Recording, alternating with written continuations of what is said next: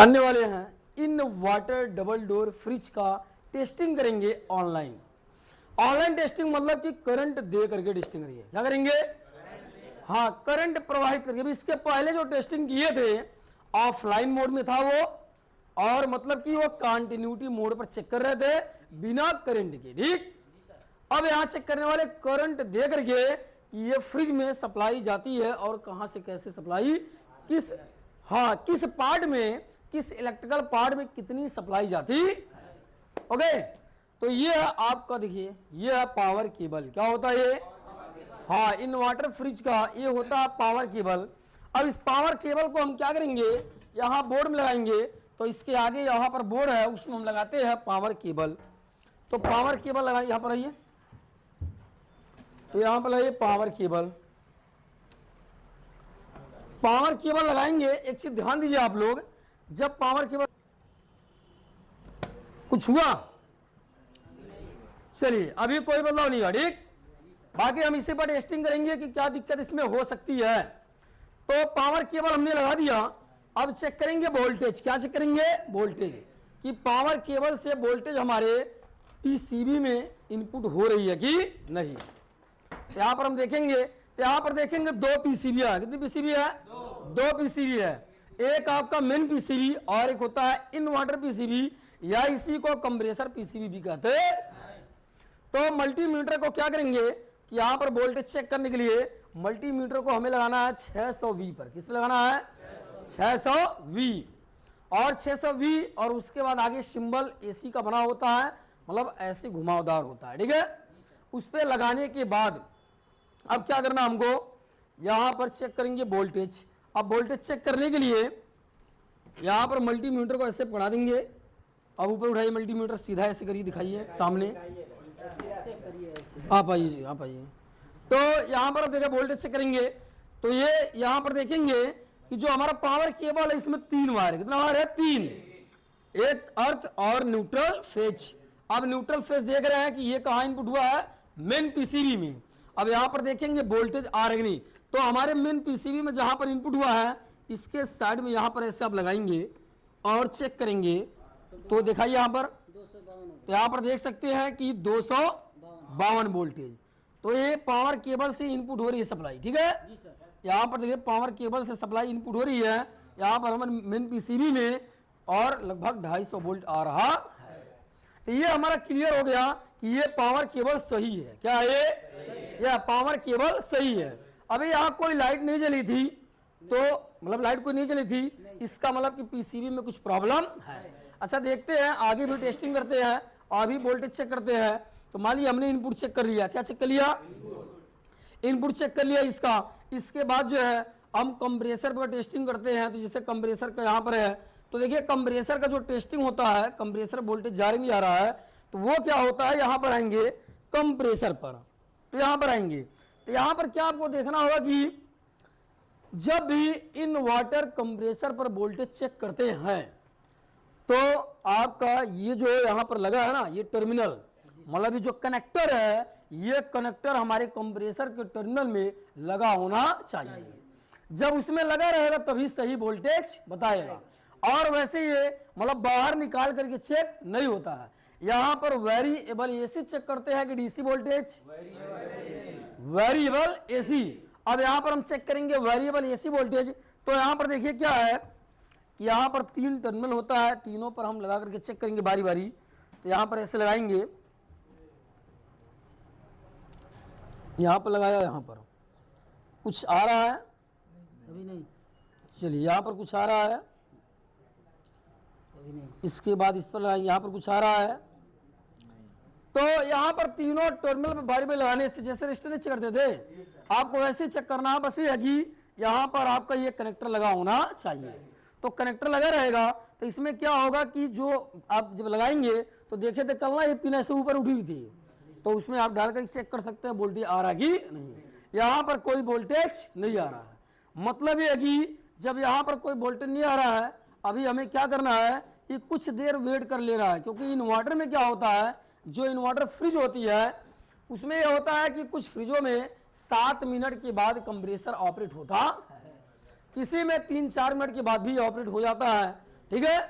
तो बाकी यहाँ पर एक चीज मैं देखा कि जब चालू किया तो यहाँ पर पीसीबी में कोई, इस पीसीबी में कोई लाइट जली थी, मतलब पीसीबी में कहीं भी लाइट नहीं जली थी। तो ये चीज है कि हमारा क्लियर हो चुका है कि पीसीबी से ही प्रॉब्लम है। कहाँ से प्रॉब्लम है? पीसीबी से ही प्रॉब्लम है। अब जब आपको ऐसा लग गया कि पीसीबी से ही क्योंकि इनपुट हो रहा है और उसके बाद यहाँ पर कोई लाइट भी नहीं जली और सप्लाई आउट भी नहीं हुआ है, ठीक है, लाइट नहीं जली और सप्लाई भी आउट नहीं हो रहा है, तो इसका मतलब ये है कि पीसीबी में प्रॉब्लम है। अब क्या होगा, जब पीसीबी में दिक्कत रहेगी तो जैसे यहाँ पर मान लीजिए क्लियर हो गया कि पीसीबी में दिक्कत है। कहाँ दिक्कत है? पीसीबी में दिक्कत है। अब आपको क्या करना पड़ेगा कि पीसीबी आप रिपेयर नहीं कर पाओगे, मतलब पीसीबी को निकाल करके जो पीसीबी का स्पेशलिस्ट होता है उसको देते हैं रिपेयर करने के लिए।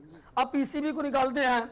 अब पीसीबी को निकालने के लिए आप यहां से सप्लाई को डिस्कनेक्ट कर देंगे। जब भी आप पीसीबी निकालेंगे डिस्कनेक्ट करके ही निकालेंगे, ठीक है। तो यहां पर जैसे मतलब पीसीबी हमारी कंफर्म है कि लाइट नहीं जली तो खराब हो चुकी है, तो इसलिए और आगे हम टेस्टिंग नहीं किए, ठीक।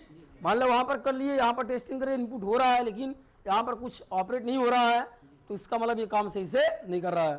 तो अब यहाँ पर डिस्कनेक्ट कर देंगे। डिस्कनेक्ट करने के बाद मान लिया पीसीबी आपको खोल करके ले आकर रिपेयर करवाना पड़ेगा, तो इसके लिए आपको क्या करना है, सभी जैकों को ओपन करना है आराम से, स्मूथली जैक को ओपन करेंगे। तो यहाँ पर इसको भी ओपन कर लेना, ये आपका सेंसर है, ये भी ओपन कर लेंगे। इसके बाद यहाँ पर इसको भी ओपन करेंगे। फिर यहाँ पर देखिए ये कनेक्ट किया हुआ हमारा, और इन्वर्टर पीसीबी को इसे भी कनेक्ट कर लेंगे और निकाल लेंगे, और इसको भी आप यहाँ से डिस्कनेक्ट कर लेंगे। अब देखिए पूरी पीसीबी आपकी ओपन हो चुकी है। अब आपको क्या करना होता है, यहाँ पर देखिए दिया होता है लॉक। क्या दिया होता है? लॉक। तो हम देख रहे हैं कि यहाँ पर नीचे दिया ऐसे पुश करने के लिए, ध्यान दीजिएगा, ये ऐसे पुश करेंगे आराम से आपका ये पीसीबी निकल जाता। देखिए पीसीबी निकल नहीं निकल गया। देखिए होता क्या, आप साइड पे जाओगे तो ऐसे आप चेक करोगे तो आपको काम पूरा करके देना होगा, ठीक है। तो काम पूरा करके देने के लिए मतलब कि पीसीबी आपको निकालने आना चाहिए, पीसीबी निकालने आना चाहिए और लगाने भी आना चाहिए। आए समझ में? तो आप ये निकाल लिए पीसीबी, अब रिपेयर करने के लिए मान लीजिए दे दिया और रिपेयर करके आ गया, फिर आपको लगाना है तो कैसे आप लगाएंगे, ठीक है। तो फिर लगाने के लिए आपको क्या करना पड़ेगा, सिंपल एकदम, फिर यहाँ पर आपको ऐसे ही लगाना है जैसे निकला था, ऐसे यहाँ डालेंगे और उसके बाद एकदम ध्यान से, पीसीबी देखिए बहुत नॉर्मल होती है, आराम से लगाना है, ठीक है। तो आप ऐसे लगा लेंगे। तो मतलब पीसीबी निकालने और लगाने आना चाहिए, मतलब चेकिंग कर लिए तो क्लियर हो गया कि पीसीबी में फॉल्ट है, अब इसे बनवाने के लिए दे दिए तो फिर आपको लगाना पड़ेगा ना, तो निकालने और लगाने और टेस्ट करने आना चाहिए। तो अब यहाँ जैसे लाकर ऐसे लगा दिया। अब सिंपल आपको जहां पर से जैक निकाले थे वहां पर ऐसे आपको लगा देना है, सभी जैक को लगा देने हैं। ये वाला जैक आपको लगा देना है, इसके बाद ये वाला आपका जो मेन केबल ये जैक लगा देना है, ये सेंसर वाला है, सेंसर को सेंसर से निकाले थे लगा देना है। इसके बाद ये आपका ये वाला है, ये जो आपकी इन्वर्टर पीसीबी को कनेक्ट किया है इसको भी आपको लगा देना है। तो जो जैक जहां से निकाले हैं वहीं पर लगेगा और वो जैक कहीं दूसरे जगह लग नहीं सकता। मान लीजिए जैक है, क्या यहाँ पर लगेगा? नहीं, देखिए नहीं लग सकता ना, यहाँ पर नहीं लगेगा। नहीं। तो वही है कि जैक का जो साइज होता है वो उसी के हिसाब से बना होता। इस जैक में क्या होता है, ये मेल होता है और जिसमें जाता है उसे हम फीमेल कहते हैं। मतलब जो हमारे पीसीबी में लगा हुआ है कनेक्टर ये फीमेल और ये क्या होता है, मेल। यहाँ पर ये इसको ऐसे कनेक्ट कर देता। तो ये पीसीबी के बारे में समझ गए। तो ऐसे निकाल के रिपेयर करवा के फिर लगा देते। देख लेते हैं कोई जैक आपका ढीला नहीं होना चाहिए, अगर ढीला रहेगा फिर भी आपका सिस्टम सही से काम नहीं करेगा। देखिए एक चीज यहाँ पर और दिया हुआ है, यहाँ पर देखिए दिया है फ्यूज, मतलब हमें फ्यूज को भी चेक करना होता है सही है कि खराब। मान लीजिए आपको फ्यूज चेक करना सही है कि खराब है, तो इसको कंटिन्यूटी मोड पर चेक करते हैं। किस पर चेक करते हैं? कंटिन्यूटी मोड पर चेक करें। आप ऐसे बाहर निकाल के चेक करो या फिर यहीं पर लगा करके भी चेक कर सकते हो। जैसे यहाँ पर हमने लगा दिया, अब जैसे हो सकता है ना, जैसे मान लीजिए सप्लाई इनपुट हो रही है लेकिन क्या है कि अभी ये ऑन नहीं पूरा हो रहा था, तो फ्यूज भी हमारा खराब हो सकता है। तो मान लीजिए फ्यूज चेक करना है तो उसको आप करना है कंटिन्यूटी मोड पर। किस मोड पर करना है? Continuity mode. जो इसमें आपका वाईफाई जैसा ऑप्शन दिया होता है ना ये, हाँ, तो कंटिन्यूटी मोड पे कर लेना है। और उसके बाद आपको फिर जो है इन दोनों वायरों को आपस में क्या करवाना है, आपस में करवाना है बीप, मतलब ऐसे सटाना है, तो इससे पता चलेगा ये सेटिंग सही हो चुकी है। अब इसके बाद यहाँ पर ऐसे देखिए तो फ्यूज को चेक करेंगे तो बीप की आवाज होनी चाहिए। हो रही है अभी की आवाज? हो रही है ना? थोड़ा करीब लाइए यहाँ पर, यहाँ। तो इससे क्या पता चला? आपका फ्यूज सही है।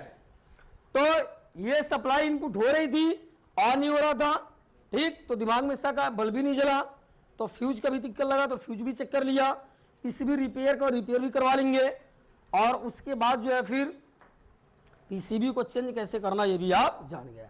तो इसके बारे में कंडेंसर फट चुका है। देखिए यहाँ तो प्रॉब्लम है ही, लेकिन यहाँ पर तो ऑन होना चाहिए, क्योंकि सप्लाई इसमें से इसमें आ रही है, ठीक है। अब आगे वाले पीसीबी को देखते हैं। तो जैसे आगे वाला पीसीबी है, अभी जैसे इन्होंने कहा कि यहाँ पर क्या है कि ये कंडेंसर फट चुका है, आए समझ में। तो जैसे देखिए यहाँ तो इनपुट हुआ, इसको तो ऑन होना चाहिए था, इसको बल्ब तो ऑन होना चाहिए था। प्रॉब्लम तो इसमें भी है, और बाकी जो आपका इन्वर्टर पीसीबी होता है, मतलब कंप्रेसर पीसीबी, प्रॉब्लम इसमें भी है। तो अब देखिए यहाँ कंप्रेसर ये फट चुका है, तो कहीं ना कहीं दिक्कत ये आई है कि इसमें लोड ज्यादा पड़ा है। क्या हुआ है? लोड ज्यादा होने के कारण कहीं शॉर्ट सर्किट हुआ है, या फिर जो है कंप्रेसर से दिक्कत हुई है। तो कहीं शॉर्ट सर्किट होने से ही लोड ज्यादा पड़ा है, और यहाँ कंप्रेसर फटा है, और इसका प्रभाव इस पीसीबी पर भी पड़ा है। इसलिए दोनों पीसीबीओ में प्रॉब्लम आ चुकी है। आया बात समझ में? तो इस पीसीबी को भी वैसे ही रिमूव करते, उसको रिमूव किए थे, यहाँ से निकाल देंगे, यहाँ से निकाल देंगे। इसमें भी यहाँ पर नीचे दिया होता है, आराम से ऐसे निकल जाएगा। इसमें भी फ्यूज होता है, इसके भी फ्यूज को चेक करना होता है, सही है कि खराब है। आया बात समझ में? अब मान लीजिए इसके फ्यूज को चेक करना है, तो आपको फिर यहाँ पर ऐसे लगा दीजिए। अब यहाँ फ्यूज चेक करना, लाइए फ्यूज चेक करना है तो आप इसको करिए। यहाँ पर जो फ्यूज दिया है दोनों पॉइंट पर इसके, जैसे वहाँ पर लगाए थे, यहाँ पर इसके दोनों पॉइंट पर ऐसे लगा लेंगे, यहाँ पर लगाएंगे ऐसे। डिप की आवाज हो रही है, तो इसका मतलब इसका भी फ्यूज सही है, दोनों का फ्यूज सही है। फ्यूज का मामला नहीं है, मामला किसका है? पीसीबी का है। इसमें तो सामने आपको दिख रहा है, लेकिन इसमें सामने नहीं दिख रहा है। तो पीसीबी जो खराब होती है, तो कुछ सामने जल जाता है, दिख जाता है, और नहीं तो अंदर जो इसके जो ट्रैक बने हुए हैं, जो वायर इसमें जो प्रिंटेड किए हुए हैं, वो भी खराब हो सकता है। या बीच में कहीं पर डायोड ट्रांजिस्टर, जैसे यहाँ पर कैपेसिटर लगे हुए हैं, यहाँ पर रेगुलेटर लगा हुआ है, और उसके बाद फिर क्या ये डायोड लगा हुआ है, ये आपका क्या बोलते हैं रेजिस्टेंस लगा हुआ है, तो ये जो भी आईसी लगा है, तो ये कुछ भी इसमें से प्रॉब्लम हो सकता है। तो वो आपका जो पीसीबी स्पेशलिस्ट होगा वो चेक करके बना करके आपको दे देता है। आया बात समझ में? बट आपको ये बताना होता है कि आपके फ्रिज में क्या प्रॉब्लम थी।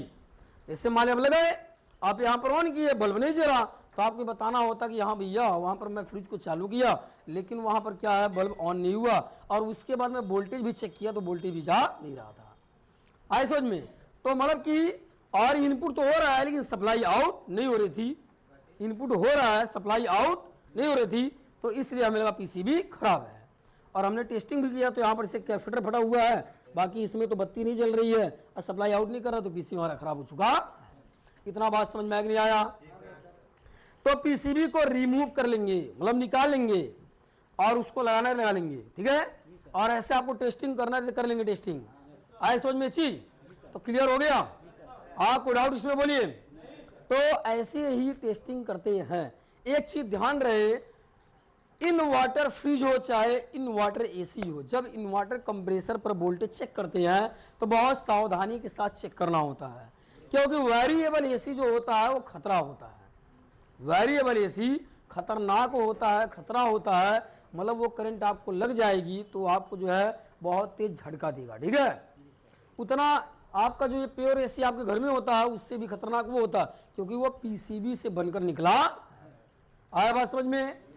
तो आपके इन्वर्टर फ्रिज में कंप्रेसर पर कितना वोल्टेज जाता है? बोलिए साहब। 100 से 350 वोल्ट एसी। तो वेरिएबल एसी कौन इससे आता है? Variable AC. क्लियर हो चुका है? कोई डाउट किसी का इसमें? अगर कोई डाउट किसी का है तो भी पूछ सकते हैं, अभी समय पूछ लीजिए, 5 मिनट समय दे रहा हूं, पूछ लीजिए। अगर इसमें कहीं से कोई दिक्कत हो, कुछ पूछना हो, राजदेव कुछ पूछना बताइए।